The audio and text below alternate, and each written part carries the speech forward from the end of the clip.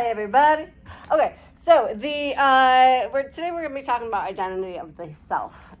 Today's lecture is going to be into two parts because I'm not going to try to condense everything all in one. As I said, I have 8 pages of notes on this lecture. So I'm going to kind of hit some key main points of this, but then there are a few things I want to get into a little deeper, okay? Such as we'll be talking about the onion method, Shrek, anyone? And also Johari's window. All right, so we'll be discussing both of those. What's that? You really have Shrek on the brain today. Yeah, well, because it's the onion method, and Shrek talks about onions. You know, we got layers. That's kind of what it's all about. Like one line about onions. Yeah. Yes, but it's a big one. In fact, in the textbook, I think there was even a picture of Shrek pointing at the onion. But we'll get to the onion later. So for starters, this whole unit is all about self-concept. So self-concept is how you essentially describe yourself, whether it's your emotional states, your talents, your likes, your interests, your dislikes. Remember the Who Are You lecture? That entire thing is essentially your self-concept, how you view yourself. Do keep in mind that if you have a negative self-concept, it's probably because you were treated poorly. That's not to, shame you or anything, but it's literally to say little kids think they themselves are superheroes. Like they can do freaking anything. It is not until someone tells you that you can't do something when you start realizing that you can't, right? So, we do tend to have a negative self-worth and a negative self-perception of ourselves if somebody has treated us in a way that's not so positive. Which kind of leads into self-esteem. So self-esteem is essentially your evaluation of your self-worth. How much you are worth as a person, as a human being, how much resources you feel justifies your existence. All of that is your self-worth. Let's see. If you have low self-esteem, it basically means that you dislike yourself. And therefore, you have the belief that other people dislike you as well, which then results in hostility towards others. And then when you have hostility towards others, they tend not to like you. Not because you're worthless, but because you are hostile towards them. Does that make sense? It's basically this downward spiral, right? You think people don't like you, therefore you treat them poorly. Because you treat them poorly, they don't like you. Because they don't like you, it re-solidifies the fact that your idea that people don't like you. Self-fulfilling prophecy. Yes, exactly. I think we even talk about that in this chapter. I'd say that self-fulfilling prophecy, for say, is built on the fallacy that just because people don't like you, you should treat them poorly. If someone doesn't like you, you should treat them the same as everyone else. It doesn't mean you should treat them poorly. Fair enough. All right, so the next thing of identity in self is your personality. So your personality is basically your characteristic thoughts and behaviors across different situations. So yes, there are times that we might act up aggressively or be angry about something, but that doesn't make you an angry person just because one situation pissed you off. You are only an angry person if you are really just angry all the time, or regardless of the situation. Even if the sun is shining, birds are chirping, and you're still pissed off and angry, you might be an angry person, right? But for the most part, you're probably a kind, fun-loving person. Maybe you're shy or outgoing or whatever those traits might be, but throughout different situations, different places, different times in your life, different people, that kind of thing, okay? So it's basically a general overarching, your standard state. Does that make sense? Okay.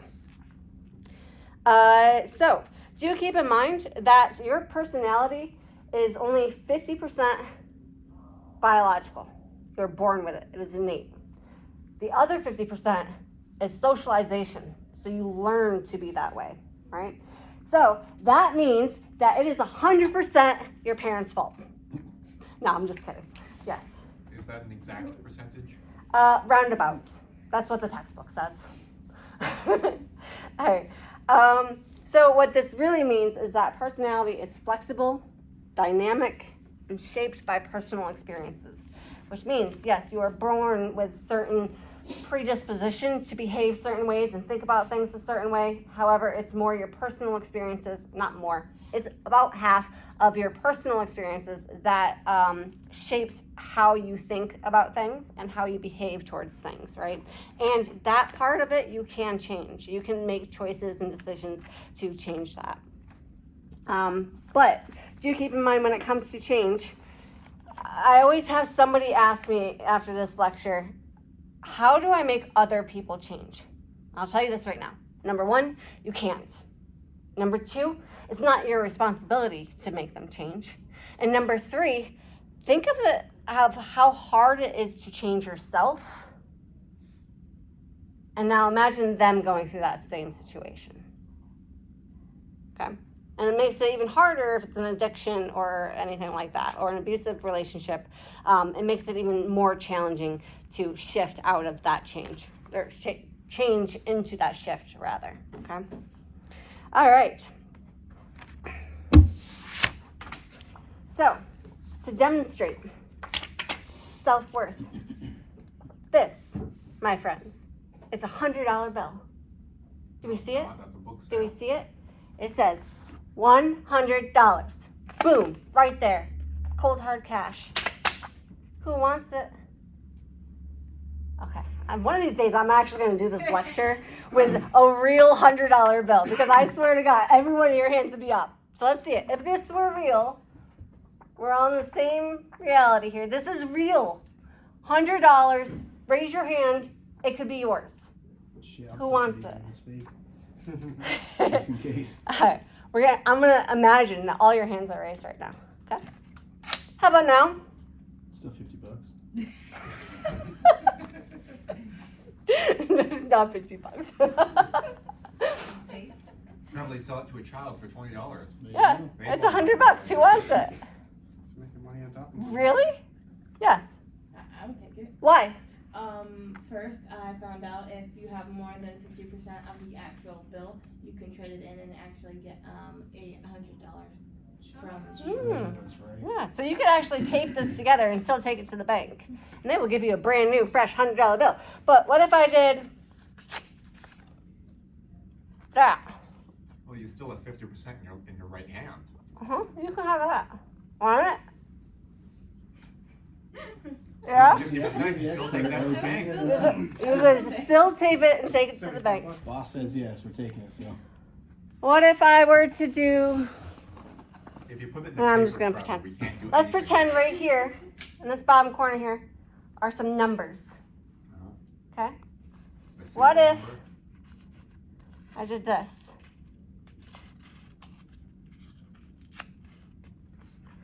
Okay. And now you can have the rest. I'm just going to keep this one little piece.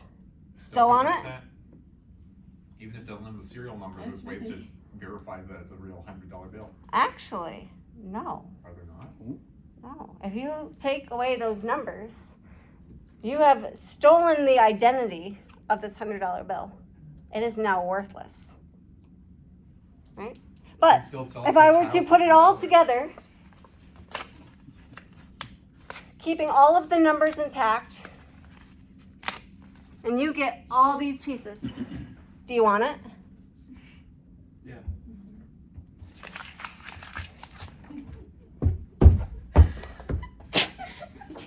Quite the tantrum there, Miss Weaver. Still want it? What point are you trying to prove? Money is meaningless because it doesn't need to make you happy. I mean, $100 is $100. You can always make money. Seems a bit of a stretch. I think she's going on an anti-establishment bend. I But it's a appreciate that metaphor for sentiment. self-worth. Yeah, the pieces are still all worth it and can be utilized and put back together. Yeah.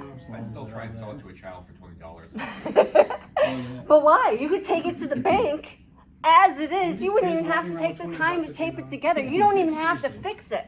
I And have it is easier- still worth I know a child that $100. would probably buy it for $20. I don't want to walk to the bank though. Right. So, It's a matter of convenience. I think it's still worth it, but it's compromised. It's changed. I didn't even raise my Okay. hand for the $100 in the first Or- place. Why am I arguing this? What are you saying? it's changed, but is the value still the same? Yes. Okay. It just takes more work to get yourself back to that original state of completeness. I think you know where we're going No, with they this. throw away the parts and give you a new one. Yeah. This reminds So- me of an exercise This where isn't severance, like, broken glass. Uh-huh. And I was just watching some therapist lady. She had everyone try to imagine that they were the broken glass and to like try to put it back together like how it was. And yeah, I just read some of the reflective pieces from the thing that they did with her, and that's kind of what I got from it. Is, yeah, it's hard to put yourself back together. It's not going to be the same, but it's still valuable and it still has worth. Absolutely. So basically, life is going to rip you up. It's going to tear you to pieces. It's going to stomp on you, smear you into the dirt, spit on you, probably even throw you into the garbage. But guess what? You are still worth $100. Well, you guys are worth more than that. But essentially, your value as a person does not change, regardless of the experiences that you've been through, regardless of how people treat you. Your value and your worth does not change. Okay?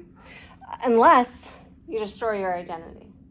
Unless someone takes a piece of your identity and they hold on to it and they don't give it back. That is the only time that it could actually fundamentally change who you are, right? So never give somebody that power. Okay, so if you are suffering from low self-esteem, low self-esteem or poor self-worth, it might mean that you need to find more supportive relationships, because we as ourselves are very valuable. It's how people treat us that determines how we see ourselves. So don't be around people that are going to rip you up and tear you to pieces. Okay. And this was a quote that I heard. I don't think it was from the textbook, and I don't even remember who said it, but it was profound to me at the time. And that was, significant others can be your ego boosters or your ego busters. Right? So be aware of who you are surrounding yourself with. So those significant others it's not just an intimate relationship. It could also be family, friends, bosses, teachers, an intimate partner, anyone whose opinion that you actually value and respect. Those are the ones that can either lift you up or push you down. Okay? Because everyone else, their opinion doesn't matter. A lot of people say, I don't care what people think of me. It's only the people that you don't care about that you don't care what they think of you. But if you cared for somebody and they say something horrible to you, you hold on to that. You believe it because you trust them, right? So be cautious. Next thing is social comparison, comparing yourself to other people. We do it all the time, right? Social media is basically social comparison. We all know at this point that not to do that, right? Not to use social media to compare yourself. Not to use those Instagram models to decide whether or not you're pretty. We all know not to do that, yeah? Okay. So, usually we use social comparison to figure out basically if we are superior or inferior to others. And we usually fit somewhere around there. That's how we define ourselves. By saying, okay, I'm better than that or I'm worse than them. I'm further ahead in life or I'm behind in life. You can only determine if you are ahead or behind based on where other people are standing. But if you take that away and you just say, am I further ahead today than I was yesterday? That is a much better way of figuring out where you are in life. Also, if you are trying to define yourself, look at the people you compare yourselves to. So if you are constantly beating yourself up, saying, I'm not where I should be prettier, I should be thinner, I should be, have more money, look at who you're comparing yourself against.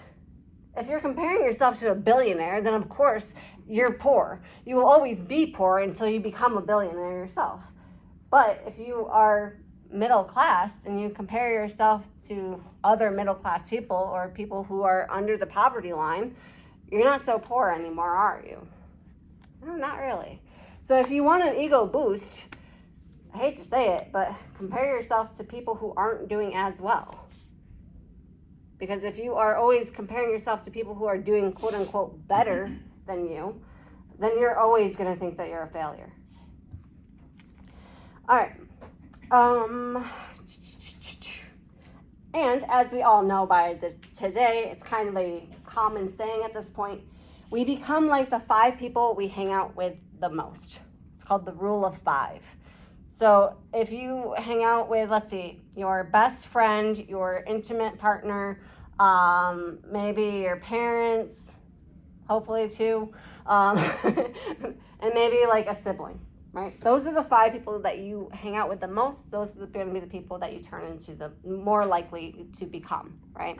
That could also be like a small group of friends. You tend to do things that they like to do. You tend to listen to the same kind of music that they listen to.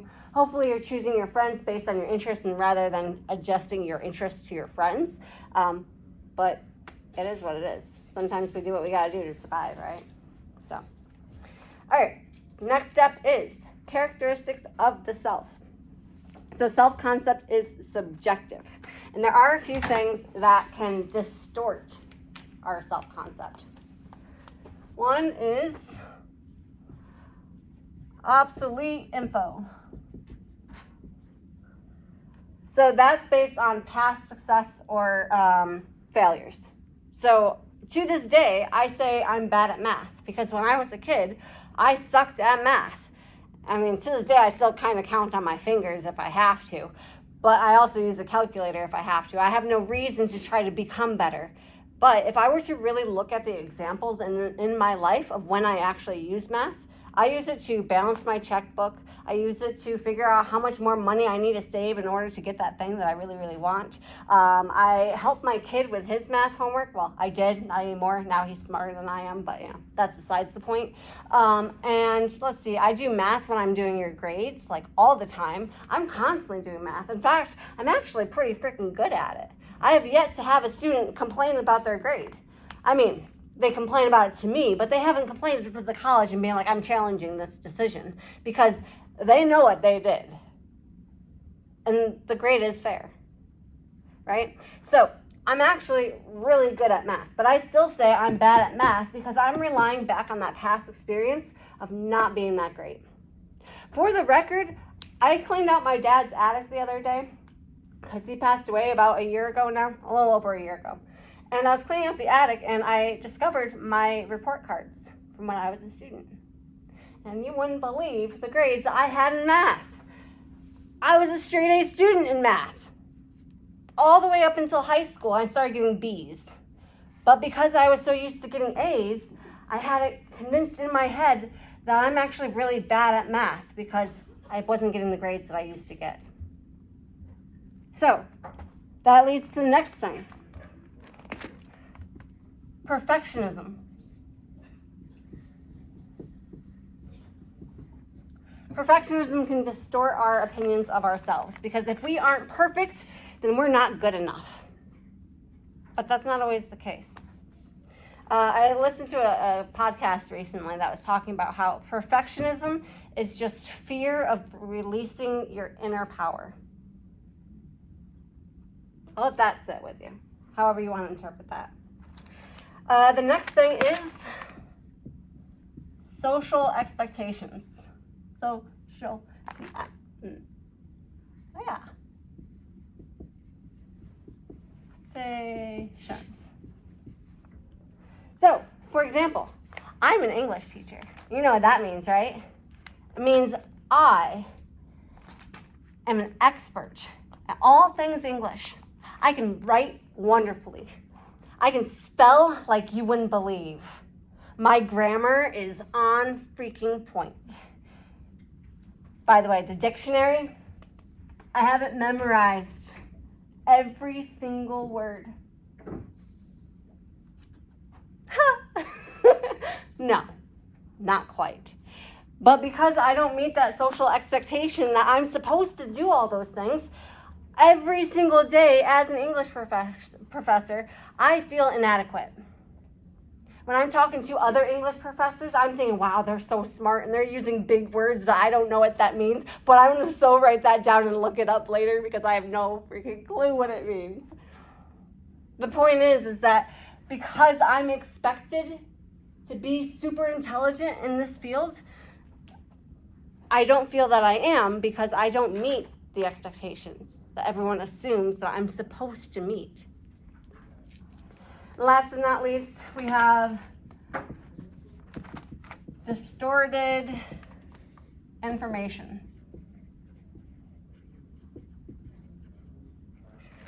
Now,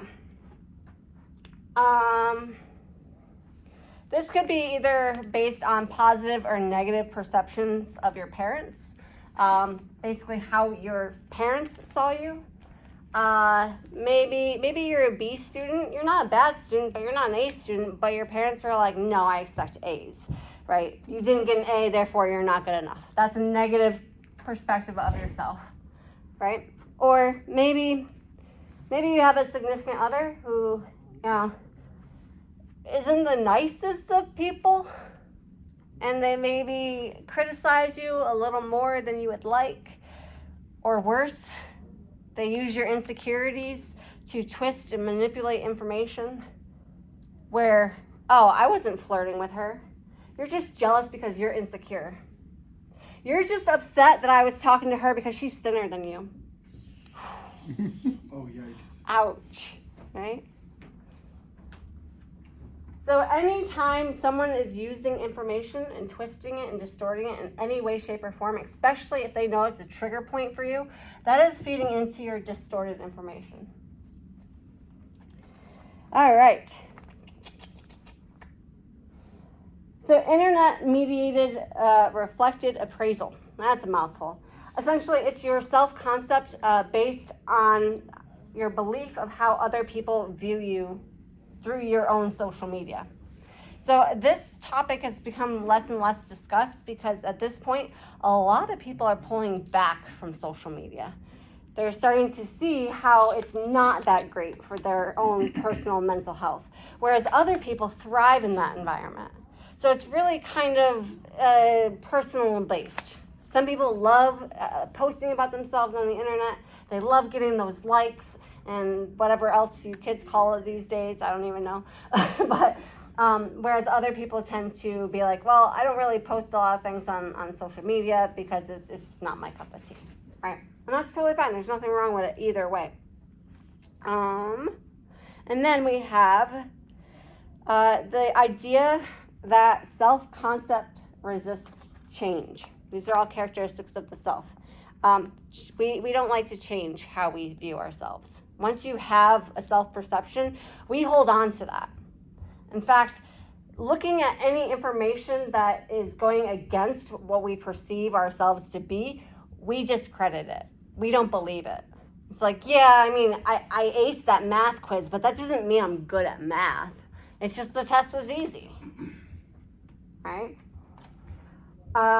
We also tend to seek affirmation of our beliefs of ourselves, right? So maybe you think, I'm a fashionista. I love clothing. I love wearing certain things that make me look good. And other people see it too. And they think that I'm really good at fashion.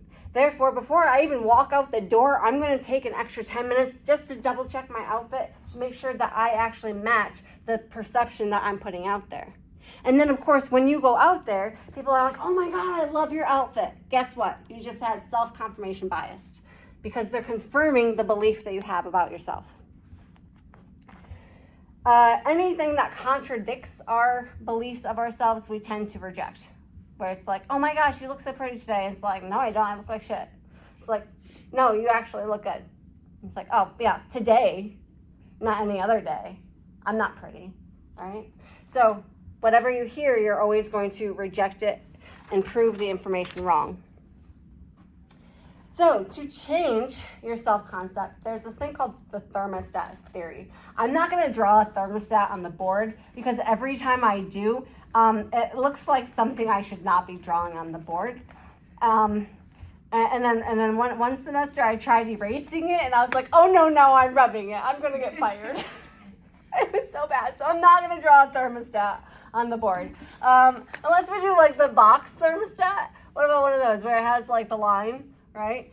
There we go. I got it. Perfect. Thermostat. Yay. So, if you try to change the thermostat too quickly up to 90 degrees from your usual 65, you're gonna be sweating balls basically, right? You're gonna be hot. Or if you turn it down way too fast, down to, I don't know, like 42, you're gonna be freezing, right? You're gonna be sitting there shivering like, whoa, why is it so cold? I don't know about you guys, but I'm like super sensitive to temperature change. Like if this even drops to like 63, I'm like, oh, why is it so cold in here? Right? I'm like, where's my sweater? I need a blanket. Like wrap myself up in a fuzzy blanket. So anytime we try to change from our normal state, whatever that state might be, whether we are happy or content with our lives, or a weight change, any kind of change, we don't like it. We are either too hot or too cold. We want to stay right where we are, right in our comfort zone. So, if you do want to change anything in your life, you have to do it little by little, right? If you want to wake up earlier in the morning, you have to set your alarm clock back 5 minutes. Only 5 minutes every single day. Or better yet, 1 minute, because you can definitely do that, right? Until you reach the time that you want to get to. Or maybe you want to lose weight. You don't say, I'm going to lose 10 pounds next week. No. Little by little. 1, maybe 2 pounds a week. That's it. Right? It's those consistent daily activities that will help you get to whatever temperature you want to be at. Whether that's financial goals, health goals, fitness goals, educational goals, anything. Little bit by little bit. Consistently. Will get you there, and you won't be like, nope, too hot, nope, too cold, and resort back to your preset conditions. Okay, so little bits. All right, the next thing we have is you have to be realistic. It would be impossible and unhealthy to drop 30 pounds in a week, right? So, don't do that. Make sure you be realistic and do things healthfully. You get the gist. English, right? All right. You also need the will to change. Going back to people who we want to change. You can't change other people because they have to want to change. If they're okay with how their life is, or they don't see a problem with their drinking, or they see nothing wrong with their smoking because smoking actually kills less people than stress does. By the way, that was told to me by a doctor. So if you don't have the will or the desire to change, you will never change, period. Because you don't see a reason to. That's one of the reasons why narcissism is so pervasive. Is because narcissists see nothing wrong with what they do or how they treat you. They get what they want in the end, and that's the main goal, right? So why should they change? To make you feel better? Yeah, no, that's not going to happen. They might pretend to hold on to you for a little bit longer, to keep you hanging around, but they don't want to change, so they're not going to change, at least not for very long. All right, you also need so realistic goals and expectations. And you need the skill to change. It doesn't matter how realistic, measured your goals are, how perfect your chart is that you have planned out, how immaculate your schedule planning is. It doesn't matter how badly you want to change if you don't know how to change or what to change or even have the availability of the skills and the knowledge to change, right? So you need to have the skill, the will, and the goals. All right. Next up is cultural aspects of identity. How are we doing on time? What time do I have you guys till? 2:45, 2:13 right now, so All about half right. an hour. Awesome. Am I gonna get to the onion today? You saving the onion for tomorrow? Should we bring garlic? We will be saving the onion for tomorrow, and What seasoning should we bring? the chart, huh? What seasoning should we bring? Garlic? Paprika? Green peppers, and Hot dogs and hot dog buns? pepperoni. Ooh. All right. So the cultural aspects of identity. A lot of us know this one already. We have individualistic cultures versus collectivist. So the individualistic cultures tend to desire independence and personal achievements. Think of the U.S., Canada, Mexico, I believe. They are all individualistic, whereas cultural. I don't know about Mexico. Mexico might be. Yeah. I'm thinking Mexico as a collectivist because they put a lot of emphasis on family. Yeah, families stay together for a lot longer. Yeah. Same house together for longer. Anywho, U.S., Yeah. Canadian, Basically yeah, British, yeah. All right. Collectivist would be more like Asian cultures, or as we discussed, Mexican cultures. Anything that is more about the group identity, and they prioritize harmony and the well-being of the whole rather than the individual. So this is something that you'll hear a lot about in other classes as you go throughout your college career. So I'm not going to get into it a whole lot. I just kind of wanted to give you a general gist. And then we also have gender. We have an entire section on gender, so I'm not going to get into that right now. But just do know that your gender does play a key aspect of your cultural identity. And then intersectionality is basically when you have more than one culture intersecting, or your social position, social status, essentially your place in society, or your place within your family unit, within your friendship group, all of those different things. All of those things play an aspect, play a part in your aspects of cultural identity. All right, and I'm going to stop this video because we have an activity to do. So.